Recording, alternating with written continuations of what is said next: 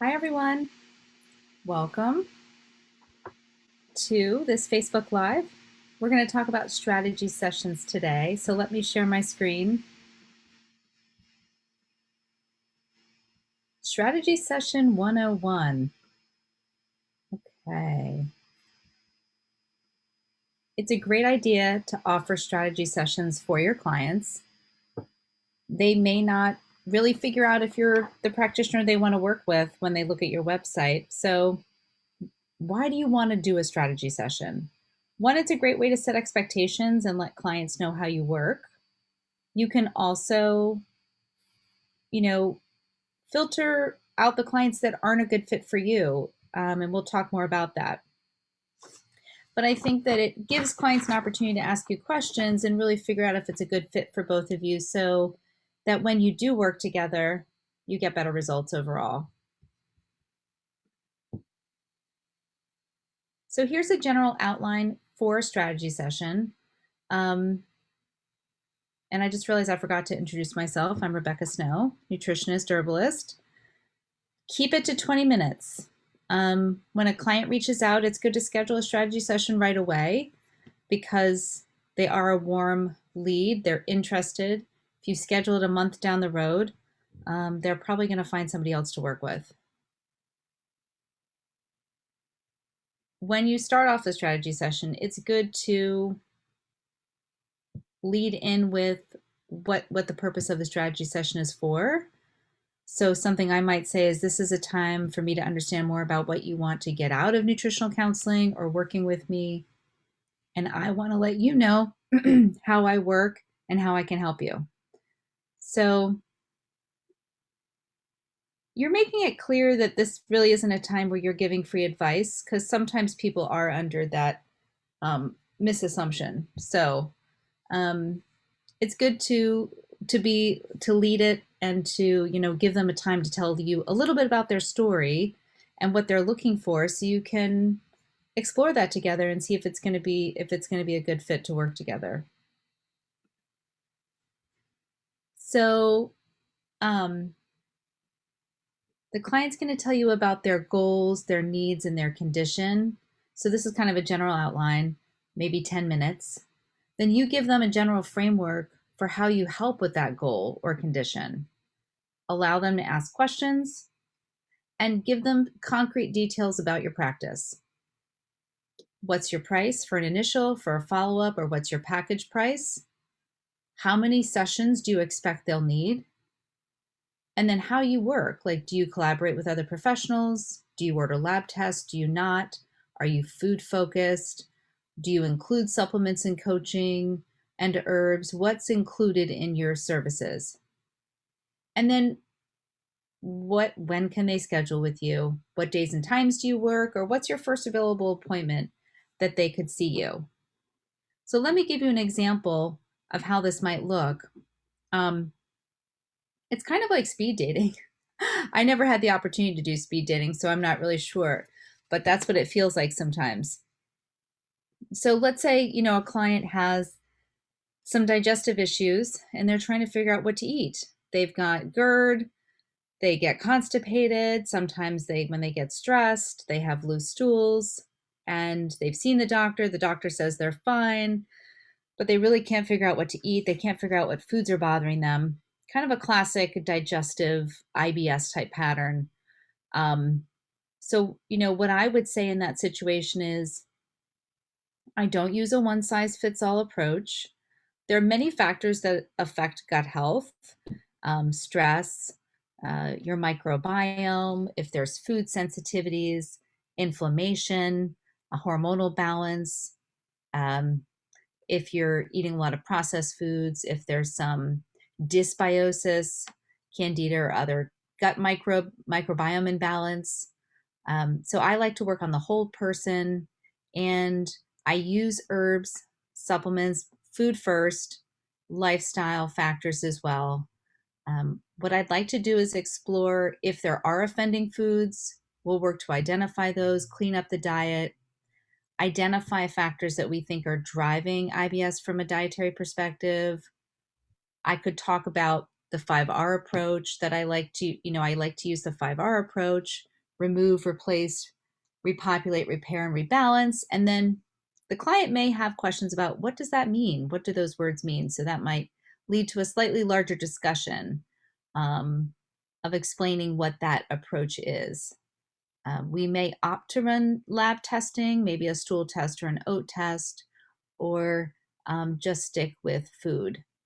So again, you're kind of tailoring a bit to, I mean, I would talk about lab testing, but you might be a food first and you might not really be into running lab testing. Maybe you work in New York and you can't run lab testing for whatever reason, or you're not licensed yet and you're not running lab testing. So that would definitely look different, what that kind of framework looks like for each person.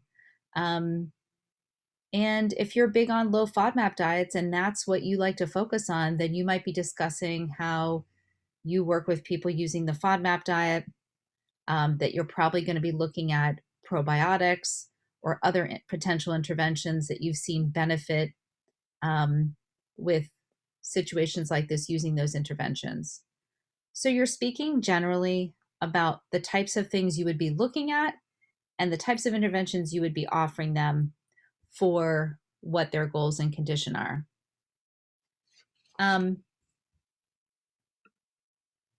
So what are some tips for being successful with this?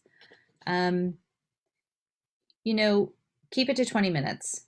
Definitely, you're not making specific recommendations. You're not getting a 30-minute history.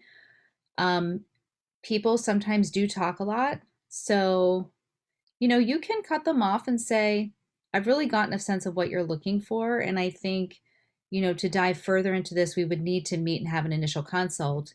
But I get the sense that what you need is really figuring out if you're reacting to foods, if your gut's reacting to foods, if it's, if diet's going to impact your gut and your digestive health, and we can work on that together.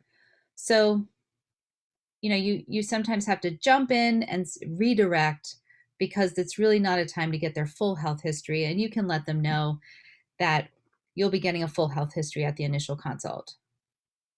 Don't assume you need to schedule a strategy session for everyone.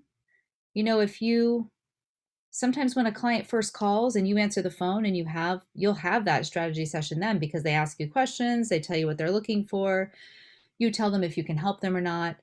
Your website gives a lot of information. So, and a lot of times word of mouth referrals feel very confident in their source and don't feel like they need to ask you further questions. Now, you might want to request a strategy session. You may not want to work with every client that seeks out your services. Maybe you want to stick within your niche, or maybe your confidence level is a little low and you want to screen who you're taking to make sure that it's the right fit for you. Speak generally, not specifically. This is a two-way decision. We're going to talk a little bit more about when wouldn't you want to take on a client? When is it not a good fit? And definitely end with clear action steps. Here's an article that can tell you a little bit more about how mindfulness affects weight loss. Here's a link to schedule. Here's my availability. If they're on the fence, have them take their time and figure out what works best for them. Maybe you have a group class or a Facebook challenge coming up and you can direct them to a lower level intermediary offering that gives them a buy-in at a different price, and or add them to a wait list for a future offering that you're planning to develop, or ask them if they want to join your newsletter list because you send out recipes and articles periodically. So there are action steps. There are several action steps that you can leave them with. And you can also do a follow-up email with those links. And at that point, you really don't need to reach out again. Once you've given them opt-in options for newsletter, group classes, Facebook challenge, whatever you're offering, individual sessions, packages, the ball's in their court, and you can leave it with them to think that through. I've had people reach out to me and schedule an appointment 6 months later. Sometimes people are in that stage 2 pre-contemplation or contemplation, and they're really stage one, stage two of that stages of change. And so it's going to take them a little while to take that big leap of making an appointment. So when is it not a good fit for you? Maybe you've never heard of their condition and you feel unequipped to help with it, so you can refer out. Maybe they have a more severe eating disorder, time to refer out. Build up your referral list for functional medicine doctors, therapists, other practitioners in our mentorship group or other larger circle who work with various conditions. Maybe their expectations are unrealistic. Extreme example, they have breast cancer, they're rejecting medical treatment, they want to cure themselves with their diet. I would just be very clear that you would let that, what you can and can't do, and that you're happy to help them optimize their health with food. And you do think food has a lot of power and potential, but it's not a wise decision, or you don't feel comfortable helping somebody who's rejecting medical care for a serious medical condition, and that you like to work with a medical team, and that your role is really with the food and nutrition. So their expectations might be unrealistic about your scope, about what you can help them with, about what their goal is. Maybe they want to lose 50 pounds in a month because they're going to a wedding, and you can clarify that you really work with a body wise approach, that the body's going to decide how much weight to lose in a specific period of time based on positive health inputs. And you don't believe that the means justify the ends, or the ends justify the means. So you can explain to them your philosophy and how you work, and it may not be a good fit. Some red flags that might pop up: maybe they've seen gobs of other nutritionists. They might describe themselves as incredibly high maintenance. Recently, I had somebody reach out that wanted to talk to me every single day, and I know that's just not possible with my schedule. So it wasn't a good fit. Or maybe they're too far outside your niche, and based on your other life responsibilities, family, other jobs, school, studying for the CNS exam, you just can't take on somebody who you have to do a lot of research for, and it would be better to stay within your niche. So there's many potential reasons that it might not be a good fit for you. Are there other reasons that you can think of where it might not be a good fit? Feel free to jump on the chat and share a reason that has come up for you. Or has there been a situation where you really did not know how to respond to the client's question during a strategy session? What are some of those kind of stumping questions that you've gotten during a strategy session and you wish you knew how to respond?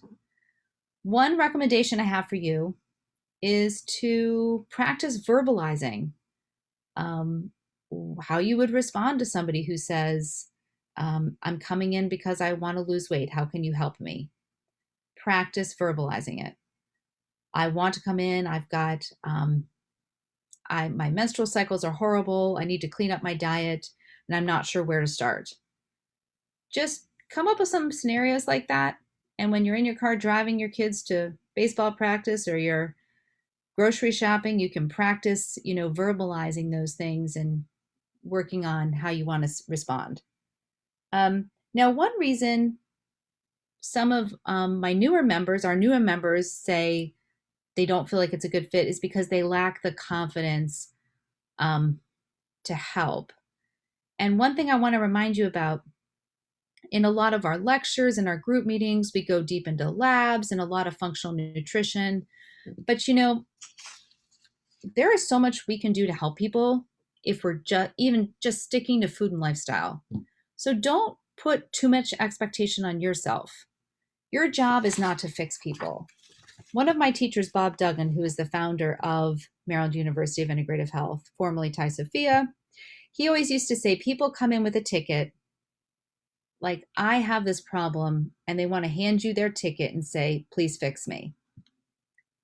If we take that ticket, then we're saying, yes, we're going to fix you. And the truth of the matter is that client has the potential for healing themselves. We are a guide, we're a support, whatever you want to call it. We're a coach.